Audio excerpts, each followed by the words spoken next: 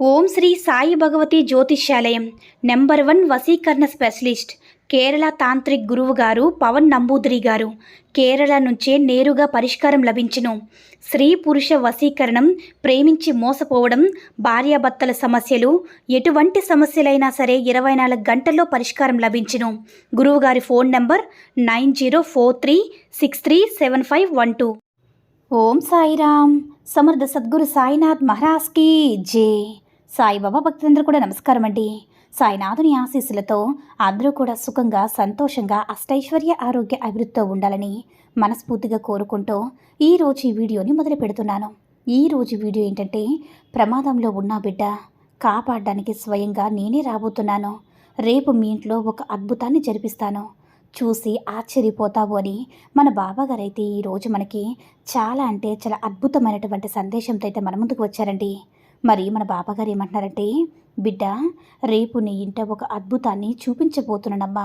అది చూశాక నువ్వే ఆశ్చర్యపోతావు. ఏంటి బాబా, ఇంత పెద్ద అద్భుతాన్ని నేను అస్సలు ఊహించనే లేదు. నా జీవితంలో ఇలాంటి విషయం జరుగుతుందని నేను మునుపెన్నడూ కూడా అస్సలు ఆలోచించలేదు, అస్సలు తెలుసుకోలేకపోయాను బాబా అని నువ్వే ఆశ్చర్యపోతావమ్మా. నీ మనసు ఎంత స్వచ్ఛమైనదో, అందుకే నేను నీకోసంగా అద్భుతాలను, శుభవార్తలను, ఆశ్చర్యాలు అన్నిటినీ పోగేసి నా బిడ్డ కలలో ఆనందం చూడాలని ఒకటి తర్వాత మరొకటి ఈ జీవితంలో అందించాలి అనుకుంటున్నాను.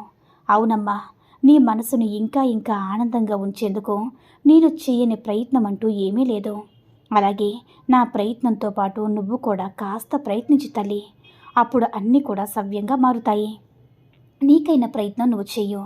నీకు చేతనైనంత వరకు నువ్వు చెయ్యు. నాకు సాధ్యమైనంత వరకు నేను చేస్తాను. ఇలా ఇద్దరం ప్రయత్నం చేస్తే జీవితం అనేది బ్రహ్మాండంగా ఉంటుంది. అందరినీ కాపాడడం నా బాధ్యత కదా చెప్పు. నీ కుటుంబ సభ్యులు నన్ను పూజించినా పూజించకపోయినా నేనేమీ పట్టించుకోనులే. నువ్వు నన్ను నమ్మావు కదా, నన్ను పూజిస్తున్నావు కదా, అదే చాలు. నేనే నీ దగ్గరికి రాబోతున్నాను. అది ఎలా అయినా సరే నీ దగ్గరికి వస్తాను తల్లి. అలాగే నీకు వచ్చే అన్ని ఆపదల నుంచి నిన్ను నేను రక్షించుకుంటాను. అవునమ్మా, నీ కష్ట సమయంలో సాయిని ఒక్కసారి పిలిచిన వెంటనే ఒక రూపంలో, అంటే ఒక పక్షి రూపంలో వచ్చి నీ ముందు వాలుతాను. సమయానికి అనుగుణంగా స్పందించలేదని, లేకపోతే కష్టానికి పరిష్కారం చూపించలేదని నాపై కోపంగా ఉన్నావా? నా మీద నమ్మకాన్ని కోల్పోతున్నావు కదా. నా బాబా నాకేమీ చేయడం లేదని భ్రమపడుతున్నావు కదా. అలా ఎప్పుడూ కూడా అనుకోవద్దమ్మా. ఏంటి బాబా కోపంగా ఉన్నారని అనుకుంటున్నావా? లేదు తల్లి, నా బిడ్డ పైన, నీ మీద నేను ఎలాంటి కోపం తెచ్చుకుంటాను చెప్పు. నీకున్న కోపం అంతా కూడా అది చిన్న కోపమే, వెంటనే తొలగిపోతుందని నాకు తెలుసు. నేను చేసేదంతా సంతోషంగా ఉండడం కోసమే. నీకు మంచి బుద్ధులు ఇవ్వాలని, లేకపోతే నిన్ను మంచి దారిలో నడిపించాలని, లేకపోతే నీ తప్పొప్పులు దండించడానికి నీ తల్లిదండ్రులు కోపడతారా చెప్పు. ఏది ఏమైనా సరే నీకు మంచి కోసమే తల్లి, అంతే తప్ప కోపంతో కాదు. అర్థం చేసుకోమ్మా, ఆలోచించు తల్లి. కోపం ఉంటే నా బిడ్డలందరినీ కూడా సరైన మార్గంలో ఉంచేందుకు మాత్రమే. కొన్నిసార్లు నేను దండిస్తాను కూడా. ఎంత ఇబ్బంది పడుతున్నామో నీకేం తెలుస్తుందమ్మా. నేను చాలా బాధపడుతున్నాను.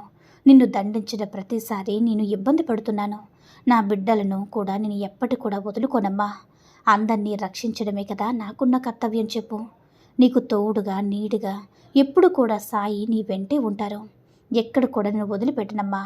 నువ్వు నీ కన్నీళ్లతో నన్ను అభిషేకం చేస్తున్నావా? కన్నీళ్లతో నన్ను ప్రార్థిస్తున్నావా? కన్నీళ్లతోనే నన్ను మొక్కుతున్నావా? ఇక చాలు, మొత్తం కూడా అణిచివేసుకో. నిన్ను చూడలేకపోతున్నాను. నువ్వు ఇలా రోజు బాధపడుతూ కన్నీరు కారుస్తుంటే నీ మనసు ఎంత బాధపడుతుందో, ఎంత అల్లాడిపోతుందో నీకేం తెలుసు చెప్పు. నీకున్న కర్మల వల్ల, దోషాల వల్ల ఏర్పడినవి ఇప్పుడు నీకు జరుగుతున్నావు తల్లి. నువ్వు ఎదగకుండా ఉండడానికి కొన్ని అడ్డుగా వస్తాయి, కానీ వాటిని అడ్డుకోవడం ఎవ్వరి తరం కాదమ్మా. వాటి ప్రభావం ఎక్కువగా లేకుండా నేను చేయగలిగింది చేస్తున్నాను.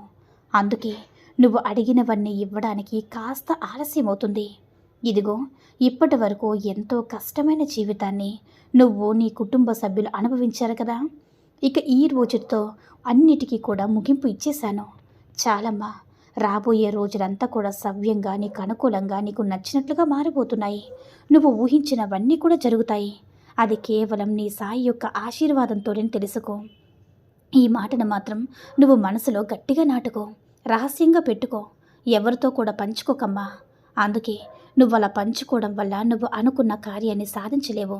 ఆటంకాలు వస్తాయి, అడ్డుపుల్లలు వేసేవాళ్ళు వస్తారు, విజయాన్ని పొందలేరు. నిరంతరం నా నామాన్ని పఠిస్తూ ఉండు చాలు. నువ్వు పిలిచే సాయి అని అంటూ ఉంటే చాలు, నేను ఎంతో మురిసిపోతున్నాను, ఎంతలా సంతోషంగా గంతులు వేస్తున్నా నీకు తెలుసా తల్లి. నువ్వు సాయిని పిలిస్తే చాలు నాకు చాలా సంతోషంగా ఉంటుంది. గురువులకు గురువైన నీ సాయి తండ్రి చెప్తే అంటే ఎప్పుడు కూడా తోడు ఉంటారమ్మా. గతంలో జరిగిన విషయాలన్నీ కూడా మనసులో పెట్టుకుని బాధపడుతూ కూర్చోకు, అన్నీ మర్చిపో. గతం గత అంటూ ఉంటారు కదా, వాటిని గుర్తు చేసుకుని ఎందుకు బాధపడ్డం చెప్పు. వదిలేస్తేనే తల్లి జరగబోయే దాని గురించి ఆలోచిద్దాం, మంచిగా జీవితాన్ని మార్చుకుందాం. నువ్వు అలా ఆలోచిస్తూ మనసు పాడు చేసుకుంటే ఎలా చెప్పు. ఆరోగ్యం కూడా పాడైపోతుంది. అందుకే ప్రశాంతంగా నెమ్మదిగా ఉండు. అతి త్వరలోనే కొత్త జీవితాన్ని నీకు అందించబోతున్నాను. నమ్మకంతో ఉండమ్మా. అన్నీ నేను సానుకూలంగా చేస్తాను కదా. జీవితాంతం కూడా ఆనందమయం చేసుకో, సంతోషంగా ఉండేలా చేసుకో. అలా కాకుండా జరిగిపోయిన గతాన్ని తలుచుకుంటూ బాధపడితే నేను మాత్రం ఏం చేయగలను చెప్పు. నేను చెప్పాల్సిన చెప్పాను, చేయాల్సిన కూడా చేస్తూనే ఉన్నాను. అలా ఉంటే నేను చేసే కష్టానికి ఫలితం ఏముంటుంది తల్లి. అందుకే ధైర్యంగా ఉండు.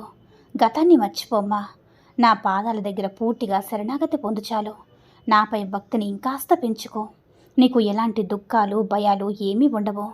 అప్పుడే నీ బాబా చేసే అద్భుతాలు నువ్వు చూడగలవు. ఇక నుంచి నువ్వు, నీ కుటుంబం, నీ బంధం సంతోషంగా కలకాలం పాటు జీవితం అంతా ఆనందంగా ఉండేలా చేయబోతున్నాను. ఎలాంటి దిగులు పెట్టుకోకు.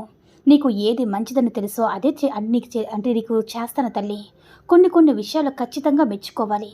అవును, ఎందుకంటే నీకు లేకపోయినా సరే నా బాబా నాకు ఇచ్చారు కదా, ఇది చాలే, ఇంకా కావాలంటే నా బాబా ఇస్తారులే అని ఎక్కువగా ఆశపడవమ్మా. ఉన్న దాంట్లోనే తృప్తి పడతావు. ఒక్క మాటతోనే నువ్వు అందనంత ఎదిగిపోయావమ్మా. నీ ఒక్క మాట చాలు. ఎంత కోటీశ్వరులైనా సరే నీ ముందు చిన్నపోతారు. ఎన్ని కష్టాలైనా సరే దూరంగా ధైర్యంతో దాటేస్తావమ్మా. మంచిగా ఆలోచిస్తావు. నాపై కొండంత భారం వేసి నీ నమ్మకాన్ని ఎక్కువగా చూపించవు. అందుకే నువ్వు ఎప్పుడు కూడా చూపిస్తావు. ఎప్పుడు కూడా ఖచ్చితంగా మెచ్చుకోవాల్సిందే. అభినందించకుండా ఉండలేను తల్లి. నీకు అండగా నిన్నాను కదా. నీకు భయం ఎందుకు చెప్పు, దిగులెందుకు చెప్పు. సంతోషంగా ఉండు. నీ బాబా చెప్పినట్లుగా రేపు నీ వెంట ఖచ్చితంగా ఒక అద్భుతాన్ని జరిపిస్తాను.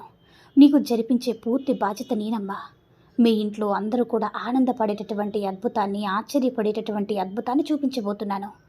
చేయాల్సిన బాధ్యత ఒక తండ్రిగా నేను చేస్తాను. నువ్వు ఆశ్చర్యపోయేంతలా, ఆనందపడేంతలా, నాపై నమ్మకం ఇంకా పెంచుకునేంతలా నేను చేస్తాను.